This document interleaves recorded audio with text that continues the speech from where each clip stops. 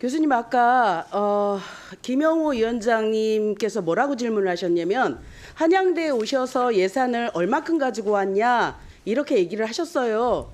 그랬더니 80억 정도 갖고 왔다 이렇게 얘기하셨죠. 그렇죠? 네, 일세부가 그렇게 알고 네네네, 있는데. 80억 정도 갖고 오셨어요. 그런데 요 지금 자료에 보시면 이거 교수님께서 한양대 임용 지원을 하면서 낸 자료예요. 자료에 보면 실제로 80억을 갖고 오셨다라고 얘기한 게 저는 좀 의아해서 좀 부풀려서 전체 금액 450억 갖고 왔다 이렇게 말씀하실 수도 있는데 본인분만 얘기하셨더라고요. 네. 그런데 지원서에 보니까 공동연구자 목까지 전부 다 합친 금액을 저기로 해오셨어요. 예, 이거 뭐 300만 원 받으셨는데 3천만 원 지분이 있다라고 얘기도 하시고 공동연구자가 5명인데 2,500만 원이면 500만 원 수주하신 걸로 발언의 취지로 보면 그렇게 하셔야 되는 거 아니겠습니까? 그죠? 학교 속였네요. 제가 아까 질의를 받은 내용은 그 보통 사업단에서 자, 총괄 책임이 있고 일세부 잠깐만. 책임이 있습니다. 그렇게 말 돌리지 네. 마시고요.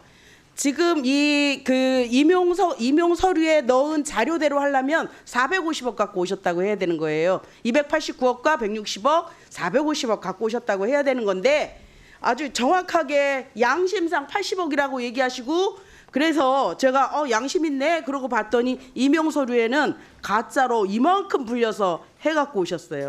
요거는 한양대에 저희가 책임을 물을 거고요. 교수님 이력은 다 알아요. 무용 전공했는데 어느 날 갑자기 공대 교수가 되신 거. 네. 그래서 한양대는 어느 날 갑자기 450억을 수주하게 돼요. 그게 뭐 여러 파트가 있고 각자 연구 기관도 다 나눠지겠지만 어찌 됐든 교수님께서는 정부의 출연금 또 민간의 출연금 합쳐서 450억을 갖고 오셨어요. 김창경 교수님하고 무슨 사이입니까? 혹시 사제지간입니까? 같은 학교의 교수입니다. 그러니까 언제부터 하셨어요? 2017년 16년도에 그 어떤 관계로 하셨어요? 연구재단의 행사에서 알게 됐습니다. 한국연구재단에? 네. 그랬는데 그렇게 2017년부터 김창경 교수가 한양대학교 보는 사람마다 김영수 교수 채용해달라고 얘기를 해요. 그럴 만한 관계신가요? 저는 잘 모르겠습니다. 왜 몰라요? 저기 지금 그 디지털 헬스케어 센터 그 운영위원장 아니세요? 김창경 교수? 네, 보통 가까운 분 운영위원장은 아닙니까? 같은 학교에 있는 교수님들로 그러니까, 모시고요. 예, 그러니까. 외부에서도 관련된 교수님들을 모시고 있습니다. 그래서요. 그 정도로 친하면 그리고 디플정 저기 같이 하고 계시죠? 제가 먼저 활동을 했습니다. 그러니까. 네. 그래서 그렇게 가까우신데 아무 인연이 없으세요?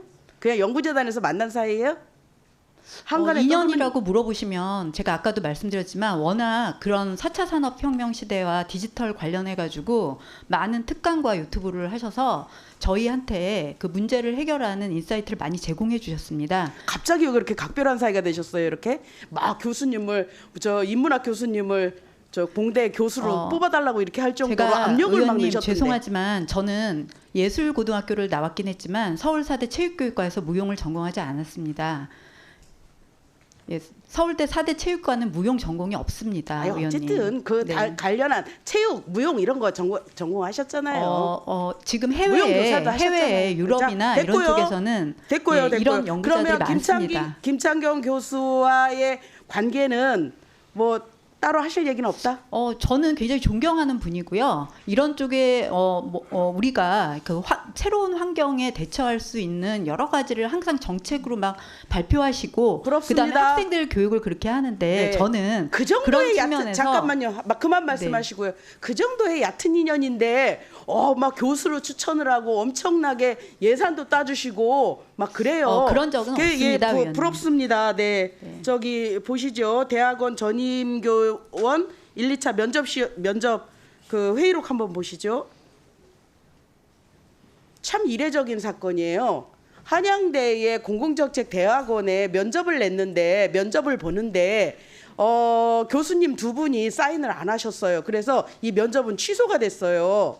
그런데 14일 만에 다시 재면접을 봐요. 그래서 교수님 네 분이 사인을 해서 결국은 임용이 되셨어요. 근데 그때 저 김영수 교수님께서 얘기하신 게 이사장이 다 정리했다. 근데 뭘 그래?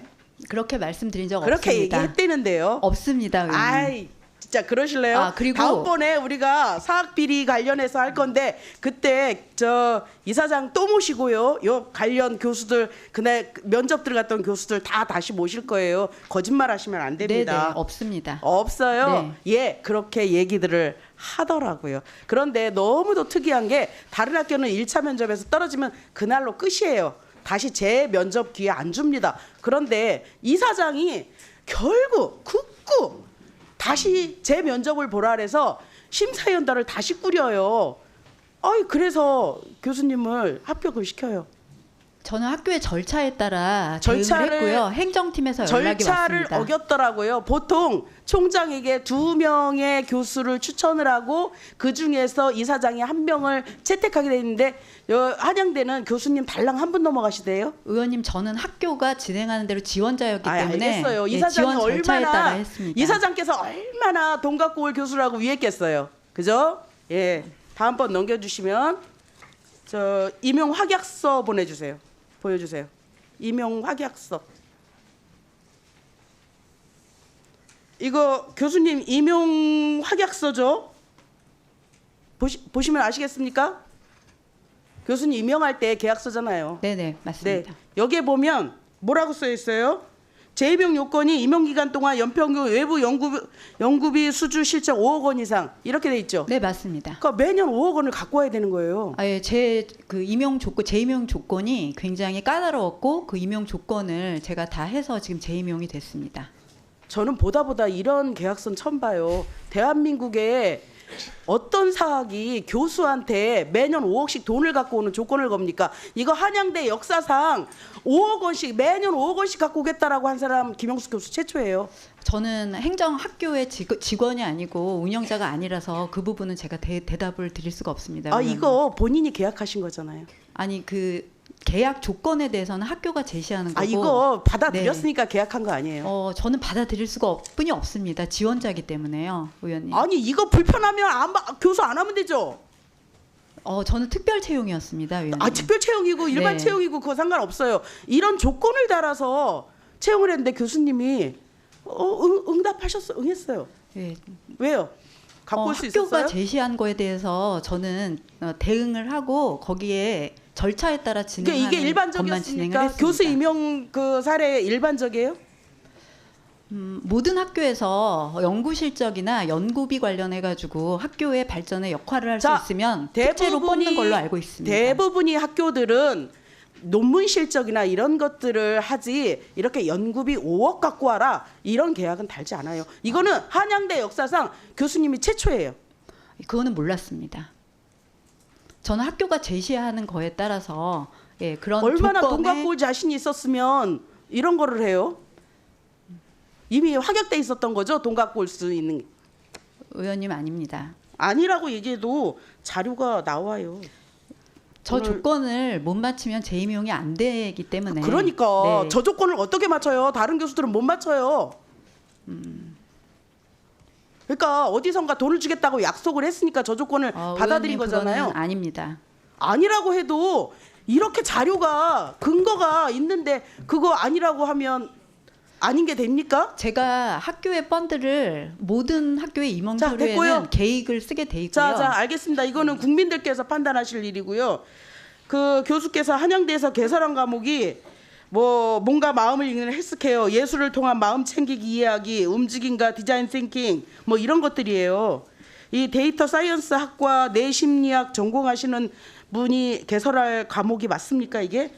전공 접합도가 맞아요? 제가 적합도가? 공공정책 대학원에 들어갔을 때 했던 수업이고요. 제가 지금 그러니까 이 공대 본 교수로서 이런 거 하는 게 맞냐고요. 데이터 사이언스 학과에 지금 전과한 지는 2학기째입니다, 의원님. 어찌 됐든 공공정책 대학원에 한양대 공대에 간 건데 이런 과목을 개설한 게 저 전공 적합도에 맞냐고요. 근데 지금 세계적인 방향이 그렇습니다, 의원님. 말도 안 되는 예, 소리 지금 인지, 하고 있는 심리, 거고요. 뇌, 행동 관련해서 학생들이 디지털 헬스케어와 연결하고 있습니다. 학생들이 교수님 평가를 어떻게 했냐면요. 교수님 조교분이 15회차 수업을 진행하셨습니다. 발표 시험 날에도 안 나오시고 녹화물을 보시는 듯 했습니다.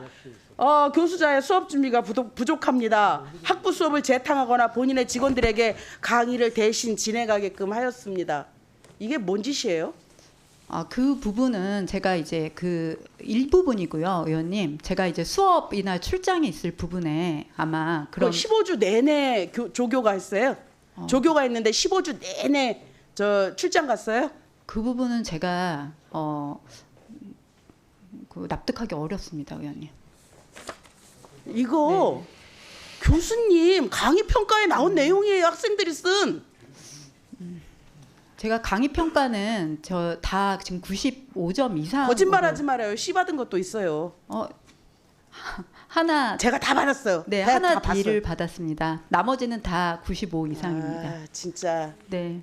너무 학생들을 너무 우습게 평가하는데 교수자의 수업 준비가 부족합니다.